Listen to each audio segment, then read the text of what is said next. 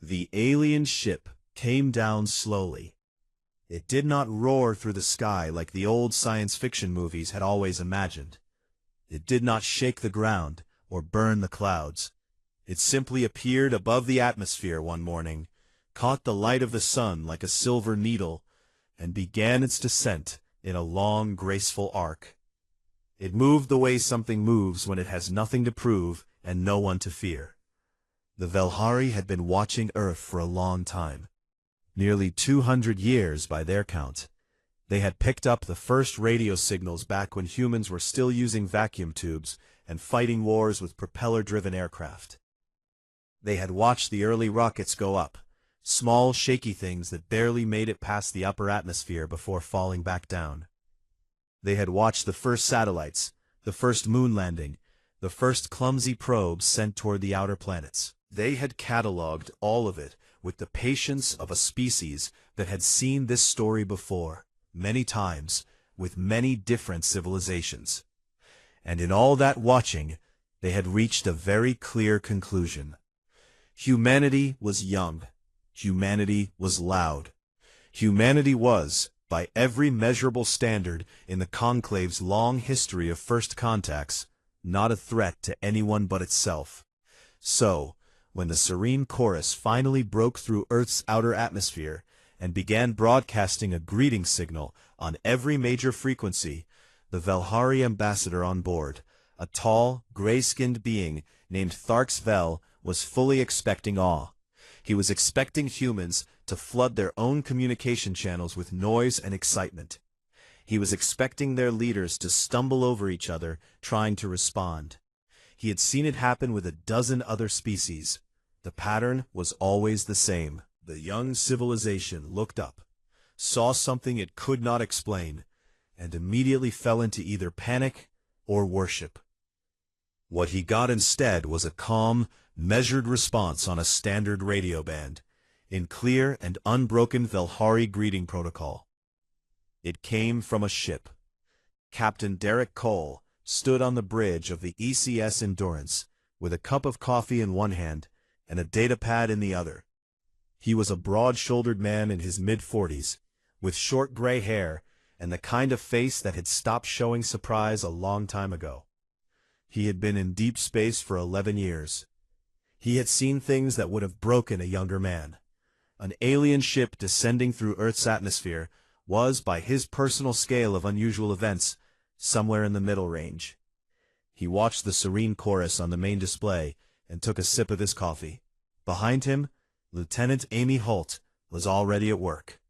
She was the Endurance's chief xenolinguistics officer, a small, sharp-eyed woman who had spent 6 years building translation models for theoretical alien contact scenarios that everyone in command had privately assumed would never be used. She was running 3 analysis programs at once, cross-referencing the incoming signal against every mathematical and linguistic pattern her systems could produce. Her fingers moved fast, and her face was completely still, the way it always got when she was doing something she found genuinely interesting. 43 minutes after the serene chorus began broadcasting, Amy Holt opened a 2-way channel and replied in a passable approximation of the Velhari greeting structure. On board the serene chorus, this caused a great deal of quiet chaos. Tharks Vel was informed immediately. He stood in the communications bay and listened to the response 3 times. Then he asked his linguistic officer how long it had taken the last civilization they had contacted to decode the greeting protocol. The answer was 4 years. He listened to the human response a 4th time. Then he went back to his chair, sat down, and spent a long moment simply thinking. The Endurance was not a large ship. It was a patrol vessel, built for endurance and range rather than combat, with a crew of 60 and armament that was modest by any standard. From the outside, it looked exactly like what it was, a workhorse of the United Earth Naval Command, the kind of ship that spent most of its time doing survey runs and border checks. Tharks Vel's science officer had scanned it thoroughly before the descent and found nothing remarkable. What neither the science officer nor Tharks Vel had thought to do was look further out. Specifically, no one had looked at the dark side of the moon. The formal greeting was exchanged that afternoon. Tharks Vel transmitted a full message of peaceful intent, carefully composed over many years by the Conclave's best diplomatic minds. It offered humanity a place in the larger galactic community. It offered protection, technology, medicine, and faster-than-light travel. It described in warm and measured language the many benefits of joining an alliance of 11 star systems that had maintained peace for over 3 centuries. It also included, buried in the middle section in very polite language, a clause about limitations on military development. Nothing aggressive, Tharks Vel had always felt. Simply a standard requirement for new members. A ceiling on warship tonnage, a cap on weapons yield, the kind of reasonable boundaries that kept young civilizations from accidentally destabilizing the wider community. He had included this clause in 17 first contact packages. Not once had a new civilization objected to it. Why would they? A small restriction on weapons programs was a trivial price. Ambassador Claire Donovan received the full message in a secure facility in Geneva. She read it twice, made several notes in the margins, and then called a meeting with her senior advisors that lasted most of the night. She was a tall woman with dark hair going gray at the temples, and she had spent 30 years in diplomatic service before being appointed Earth's first contact representative. She had a reputation for being very difficult to read, which her colleagues considered a professional strength, and her opponents considered deeply unsettling. In the morning, she recorded a response. She thanked the Velhari warmly for their message. She expressed humanity's genuine interest in building a relationship with the Conclave.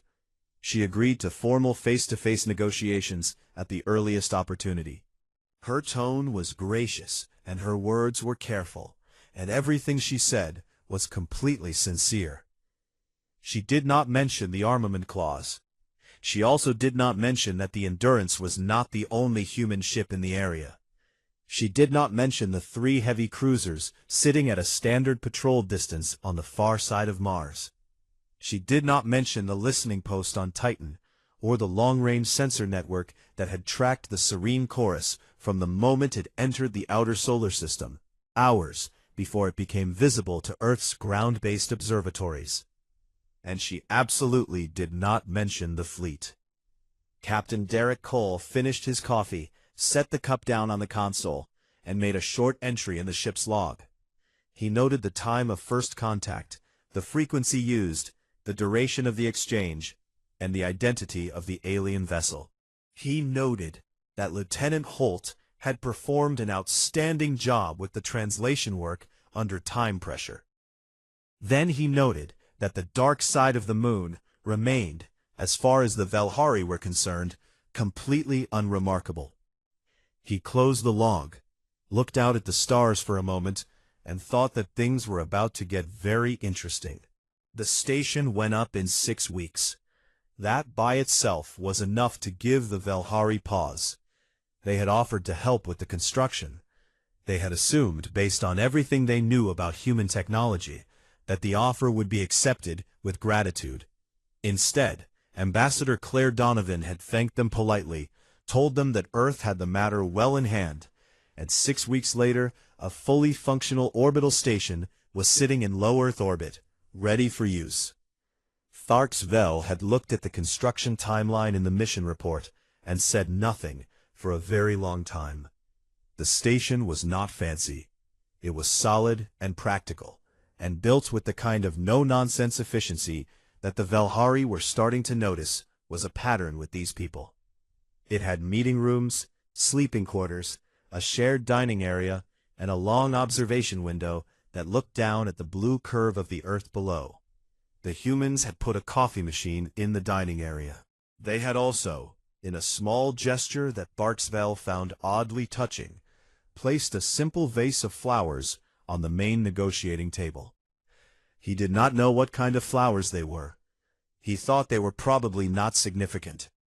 He made a note to ask, and then forgot about it, because the meeting started and everything else pushed the thought aside. Ambassador Claire Donovan arrived first. She came with 3 people.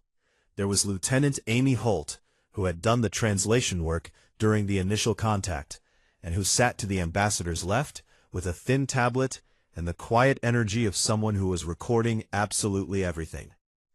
There was a man named Dr. Nathan Burke, who was introduced as a senior science advisor, and who took a seat at the far end of the table, opened a notebook made of actual paper, and immediately began writing things down without looking up. And there was a younger man named Lieutenant Kevin Marsh, who said almost nothing, but who Tharksville's security advisor quietly flagged as almost certainly military, based on the way he sat and the way his eyes moved around the room. The Velhari delegation was larger. Tharksville had brought a full diplomatic team, a pair of science officers, 2 security staff, and his chief interpreter, a patient and experienced being named Ovel, who had handled first contact translations for 30 years, and who had, up until this assignment, considered himself unshakable. Ovel was already beginning to revise that opinion. The talks began with the standard exchange of historical and cultural information, which was normal procedure, and which both sides handled gracefully. The humans were genuinely curious about Velhari history, and they asked good questions, specific, thoughtful questions that suggested they had studied the initial greeting package carefully. Tharksville found this pleasing. It was always a good sign when a new civilization took the time to actually read what you sent them. Then the formal proposal came to the table and the atmosphere shifted. Tharksville laid out the terms of conclave membership clearly and without pressure. He described the trade benefits, the medical technology exchange, the faster-than-light travel access. He described the collective security guarantee, the understanding that an attack on any member world was treated as an attack on all 11 systems. He talked about the peace the Conclave had maintained for 3 centuries and the stability it had brought to a part of the galaxy that had once been extremely dangerous. And then he came to the armament clause. He explained it carefully. A ceiling on warship tonnage, a cap on weapons yield, nothing excessive, simply a standard condition of membership, applied equally to every civilization that joined the Conclave. It was about balance, he said, about making sure that no single member became so powerful that the alliance lost its cooperative nature. It was a rule that had served the Conclave well for a very long time. He watched Ambassador Donovan's face while he spoke. She was listening.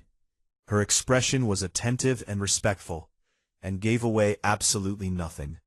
When he finished, she thanked him for the thorough explanation and said she would need time to consult with her government.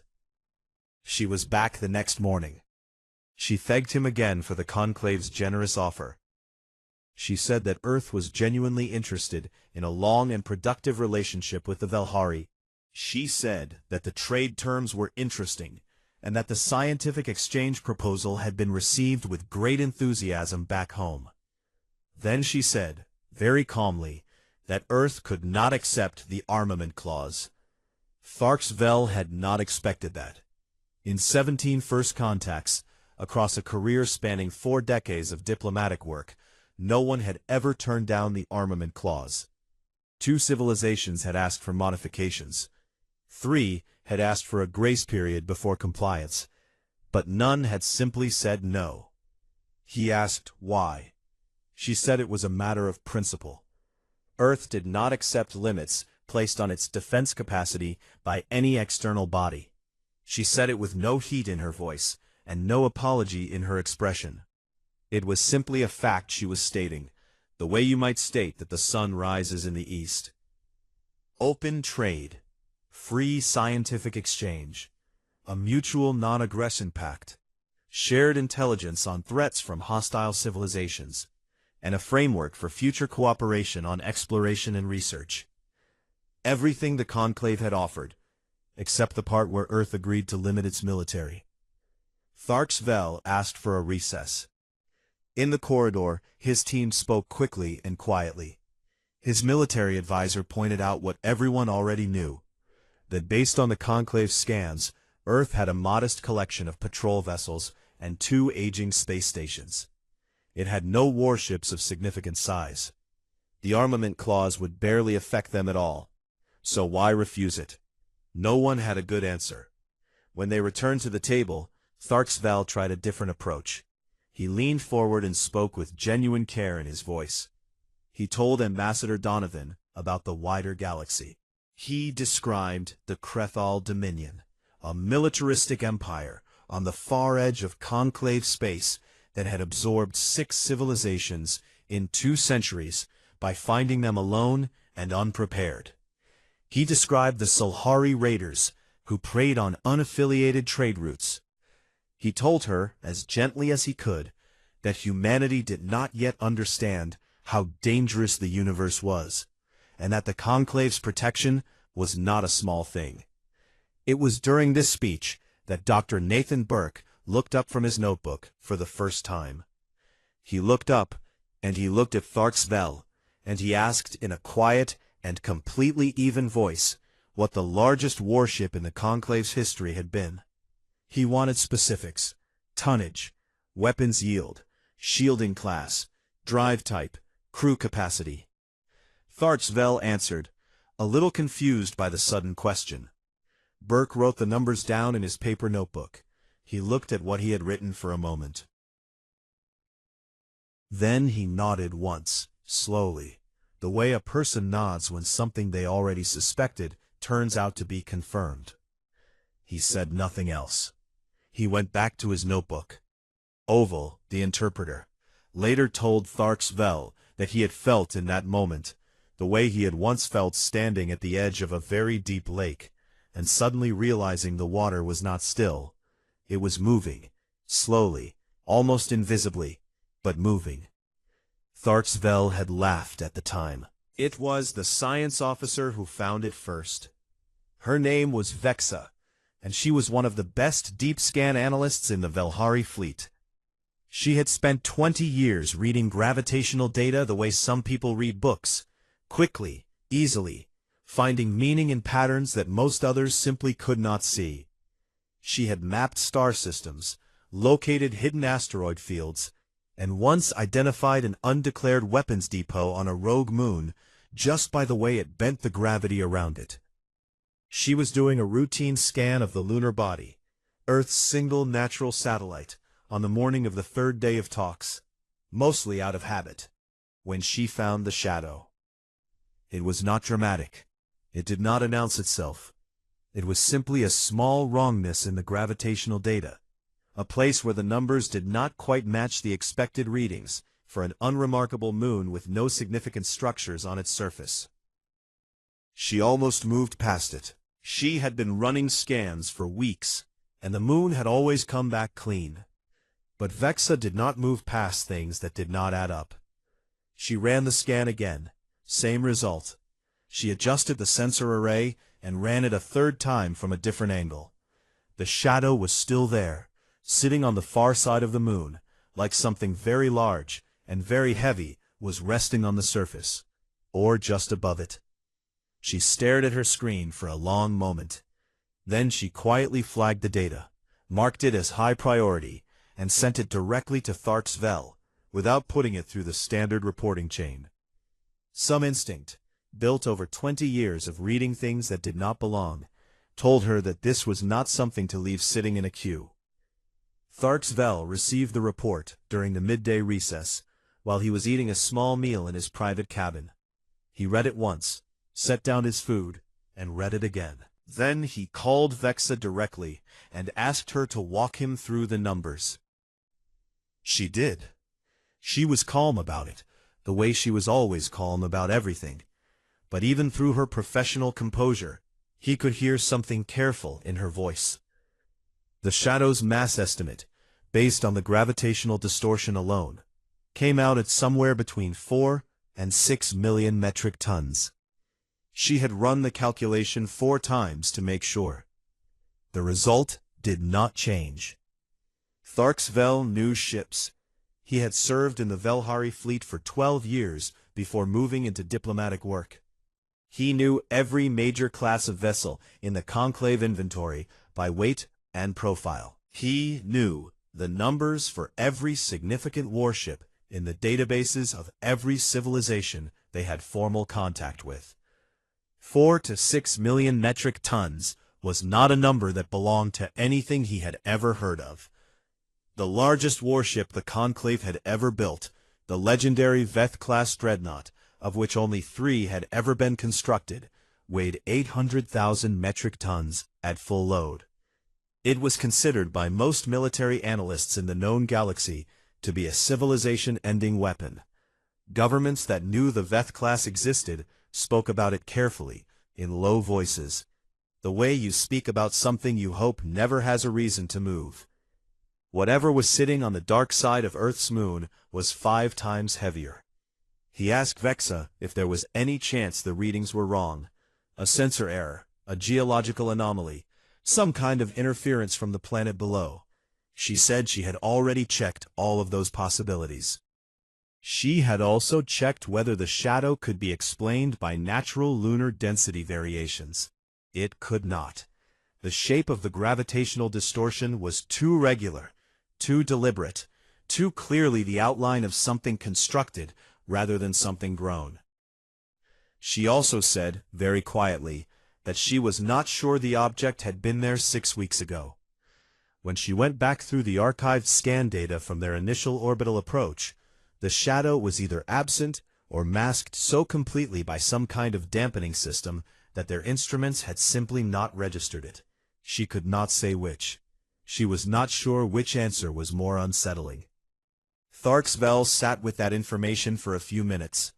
Then he straightened up, finished his meal without tasting it, and went back to the negotiating table. He waited until there was a natural pause in the discussion. Then he asked Ambassador Donovan, in the most diplomatic language he could find, if she could explain the gravitational anomaly on the far side of the moon. He watched her face. There was no surprise. There was no flicker of discomfort. Her expression did not change in any way that suggested she was caught off guard. She simply looked at him for a moment, the way a person looks when they are deciding how much of a straightforward answer to give. And then she said it was a routine military asset. He asked her to explain the word routine.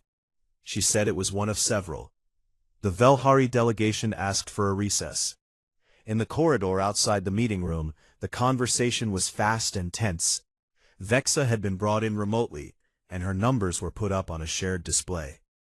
Tharksvel's military advisor, a stocky and experienced officer named Breath, who had served in 4 border conflicts and who was not easily shaken by anything, looked at the mass estimate for a long time without speaking. Then he looked at the profile data Vexa had been able to pull from the partial deep scan. Incomplete, frustratingly incomplete, absorbed in large sections by a material that their database had no record of. And he said, in a flat voice, that he did not recognize the hull composition. He said that was not something that happened to him. Someone asked how old they thought the ship was, how long it might have been sitting there. Vexa said she could not give a confident answer. The masking technology, whatever it was, had been extremely effective. She could say that based on the construction quality visible in the partial scan, this was not a new or experimental vessel. It had the look of something that had been built, tested, proven, and put into service. It had the look of something that was not the first of its kind. That last part sat in the corridor, like a stone dropped into still water. They went back to the table. Tharksvel folded his hands and asked, carefully, when that ship had been built. Ambassador Donovan spoke briefly with Dr. Burke in a low voice. Burke did not look up from his notebook. He said something short, and she nodded, and then she looked back at Tharksvel and said that she was not able to discuss specific construction timelines. But she could confirm, she said, that it was not the only one. The interpreter Oval translated this sentence accurately and without editorializing.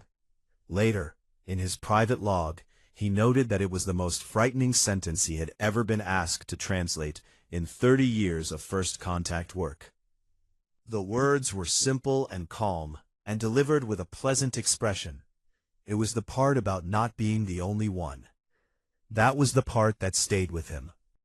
The message came in on the 9th morning. Tharksvel was drinking a warm cup of the herbal drink his people used to start their days, when the alert came through on his personal communicator. He set the cup down and read the message once. Then he stood up slowly, walked to the window of his cabin, and looked down at the blue and white curve of the earth below for a long moment. The message was from one of the Velhari long-range patrol craft, stationed at the edge of the solar system. It had picked up a drive signature. Not one signature, 14. The Krethal Dominion had come to have a look. This was not entirely unexpected. The Krethal had a long and well-documented habit of showing up whenever a new civilization made first contact with the wider galactic community. They were not subtle about what they were doing. They sent warships to the edges of new systems, ran their sensors hard, tested communication responses, and watched. What they were looking for was weakness, a hesitation, a sign that the new species was alone and unsure, and could be frightened into submission before it had a chance to build real alliances. They had done this successfully 6 times in the last 2 centuries. The 14 ships were running quiet, no active weapons locks, no direct communication, no obvious aggressive maneuver. But they were there, and they were Krethal, and everyone who knew anything about them understood that their presence was the message. They were saying, "We see you. We are deciding what to do about you. Show us what you have." Tharksvel went to the negotiating room early, and waited for the human delegation to arrive. When Ambassador Claire Donovan walked in, he did not wait for the formal opening of the session. He told her immediately. He laid it all out. Who the Krethal were, what their history looked like, what 14 warships sitting at the edge of the solar system meant when they belonged to the Krethal Dominion. He told her about the 6 civilizations. He told her what had happened to them. 2 had been absorbed entirely, their populations reduced to a labor class under Krethal administration. 2 had fought and lost, and spent a generation rebuilding. 2 had simply ceased to exist as independent cultures within 50 years of first contact with the Dominion. He told her that the Conclave's nearest warship was 6 days away at best speed. He said this last part with genuine regret in his voice. He had not wanted this to happen. He had hoped that the talks would be finished, and Earth would be under the Conclave's protection umbrella before the Krethal took any interest. He was sorry. He said it plainly, and he meant it. Ambassador Donovan listened to all of it without interrupting. She sat with her hands folded on the table, and her eyes on Tharksvel's face, and she let him say everything he needed to say. When he finished, the room was quiet for a few seconds. Then she said she appreciated him telling her. She said she would need a few minutes. She stood, excused herself, and walked out of the room. Lieutenant Kevin Marsh followed her into the corridor. Through the thin wall, Tharksvel could hear nothing. No raised voices, no urgency, just the low murmur of a short conversation. It lasted less than 4 minutes. When she came back, she looked exactly the same as she always did. She sat down, smoothed the front of her jacket, and told Tharksvel that the matter had been handled. He did not understand what that meant. He started to ask, but something in her expression, something in the absolute stillness of it, made him stop. He turned instead to the small sensor display that Vexa had patched into the meeting room at his request 3 days ago, after the gravitational shadow had been found. It was a simple real-time feed from the serene chorus overhead. The dark side of the moon was empty. The gravitational shadow was gone. Tharksvel stared at the display. He pulled up the timestamp. The shadow had disappeared in the last 4 minutes, while the ambassador was in the corridor. He looked at the drive emission data. There was nothing. No engine flare, No radiation burst, no sign of a vessel of any size moving away from the lunar surface. Something that weighed between 4 and 6 million metric tons had simply ceased to be where it was.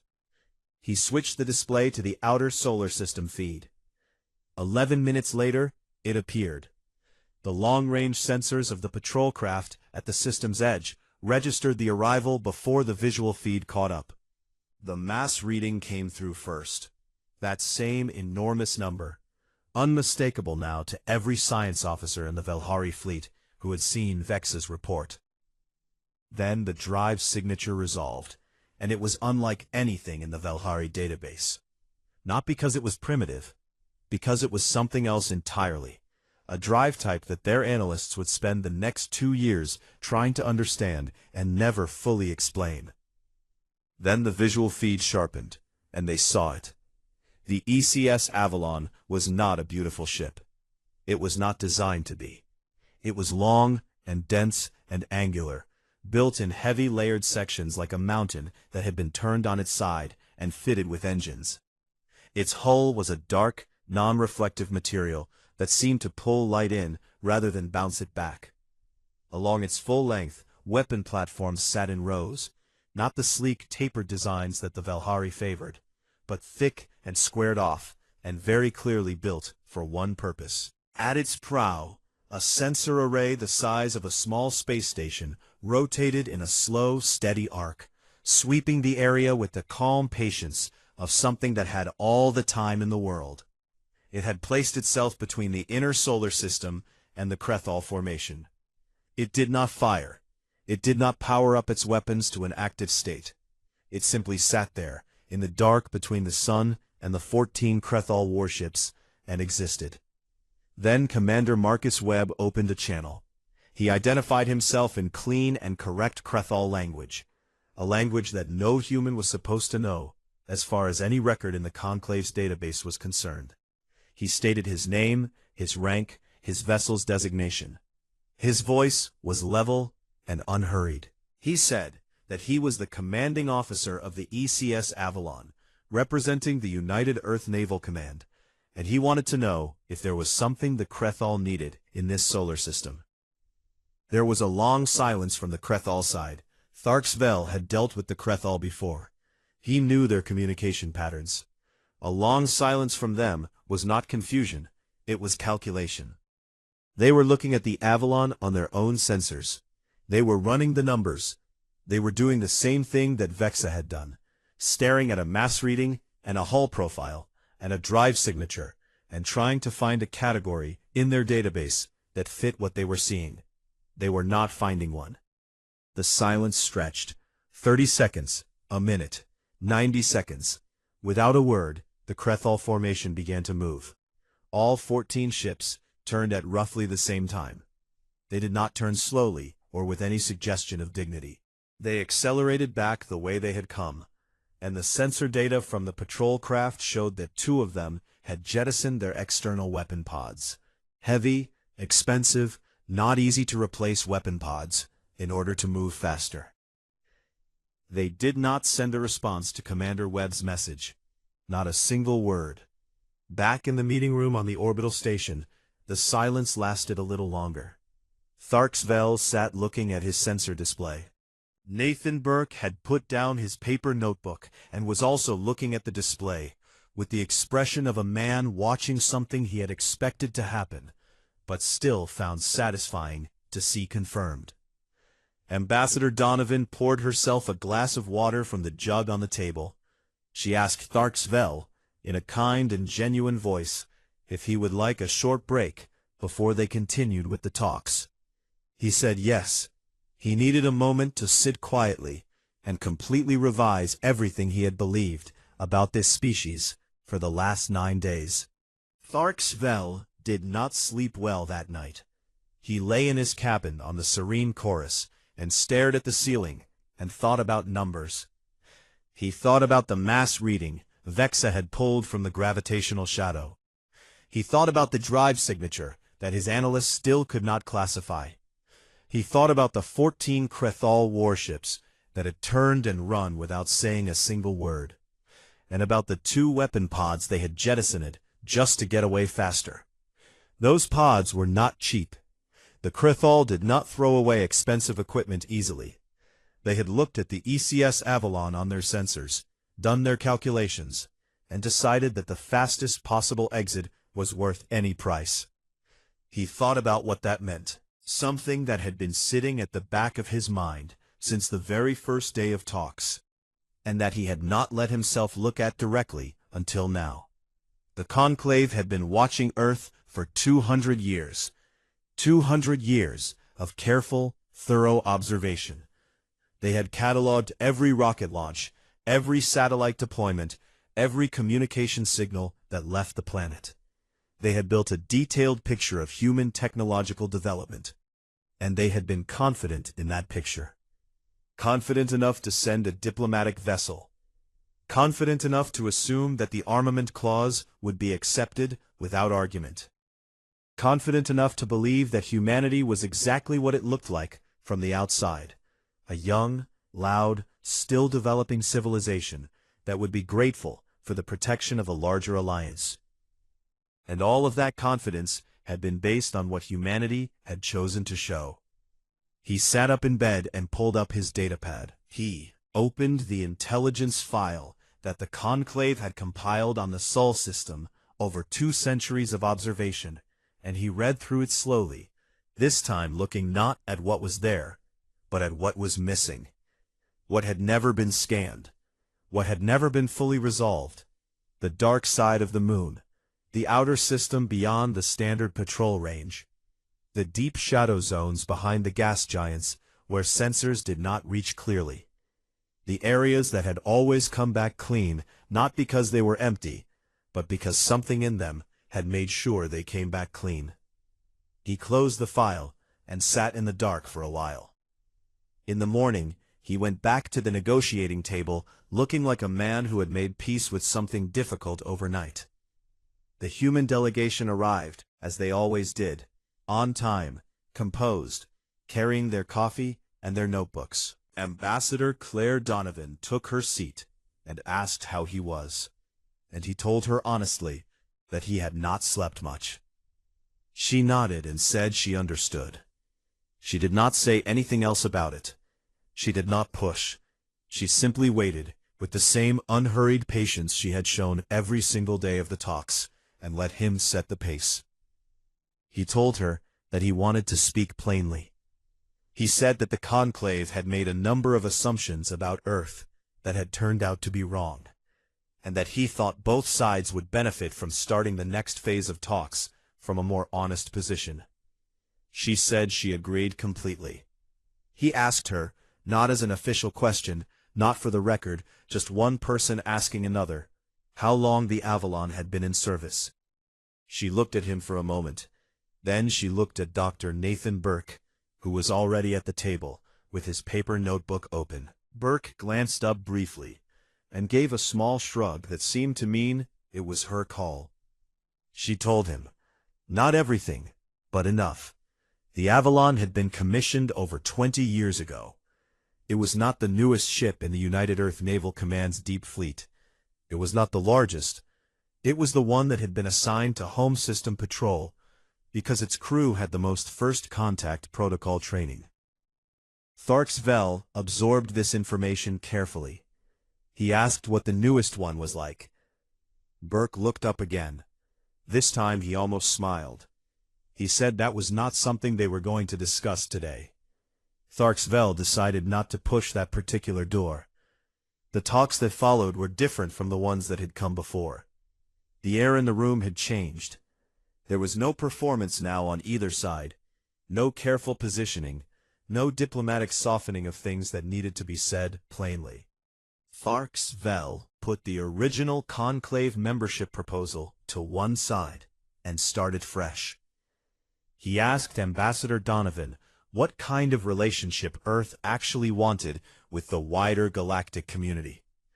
She said she wanted what she had always said she wanted: honest trade, free scientific exchange, a genuine non-aggression agreement, shared information about threats like the Krethal, so that no one got caught by surprise. A framework that treated both sides as equals, because she said simply, they were. The last part landed quietly but clearly. Tharks Vel thought about the 800,000-ton Veth-class dreadnought that the Conclave had always considered its ultimate deterrent. He thought about the thing sitting at the edge of the Sol system right now, which was 5 times heavier and moved in ways his engineers could not explain. He thought about the fact that the Avalon was apparently not the newest or the largest. He agreed that they were equals. He said it without hesitation, because it was true, and because pretending otherwise would have been embarrassing for everyone. The new draft treaty took 3 more days to write. It had none of the original membership clauses. There was no armament ceiling, no tribute arrangement, no tiered membership structure. What it had was a trade agreement that was genuinely balanced, a scientific exchange program that both sides were visibly excited about, a mutual defense clause that used careful language, but that everyone in the room understood meant something real, and a joint intelligence sharing protocol specifically designed to give early warning about Krethal movements in the region. Several of Tharks Vel's superiors back home, when they reviewed the final document, found the mutual defense clause quietly embarrassing. It was written as though both parties were protecting each other equally. Everyone knew which party was doing most of the protecting. The Velhari side had asked to remove the clause entirely, rather than sign something that felt like it needed to be read between the lines. Tharks Vel had told them to sign it anyway. He said that the humans had written it that way on purpose, and that it was a kindness worth accepting.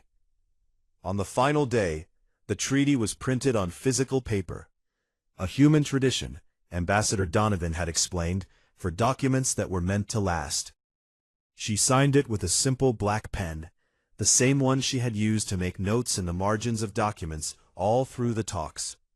Tharks Vel signed it with a Velhari stylus, and noted privately that the whole ceremony was shorter and less formal than any other treaty signing he had attended. There was coffee, and a plate of small sweet things that the humans called cookies, and Lieutenant Amy Holt shook hands with Uval the interpreter, and they spent 20 minutes excitedly comparing notes on each other's languages. When it was done, Tharks Vel found himself standing at the long observation window with Ambassador Donovan, looking down at the Earth below. The planet turned slowly in the light of its sun. From up here, it looked quiet and simple. Blue water, white cloud, green and brown land. He had looked at that planet from orbit for weeks and thought he understood it. He said this to her. He said that he had watched Earth for a long time and been very certain he knew what it was, and that he had been wrong in almost every way that mattered. She looked at the planet below them for a moment before she answered. She said that humanity had spent a very long time looking out at the stars and wondering what was out there, wondering if it was friendly or dangerous, wondering whether to call out or stay quiet. She said that they had decided, a long time ago, to be ready for either, to hope for the best and prepare for the worst, and not advertise which preparation they had made. She said they had always hoped the first voice they heard back would be a friendly one. She looked at him when she said that last part. Tharks Vel thought about the Krethal, who had come in 14 warships and left in silence with empty weapon racks. He thought about what would have happened to this small blue planet if the Serene Chorus had never come, and the Krethal had arrived instead, and found humanity alone. He thought about what would have happened to the Krethal if they had decided to stay. He told her that he was very glad to have been the friendly voice. She smiled. It was the first fully unguarded expression he had seen from her in the entire length of the talks. It lasted only a moment, and then she was composed again, and offering him another cookie, and asking if he had tried the ones with chocolate yet. He had not. He tried one. It was, he decided, very good. Some things, it turned out, did not need to be complicated.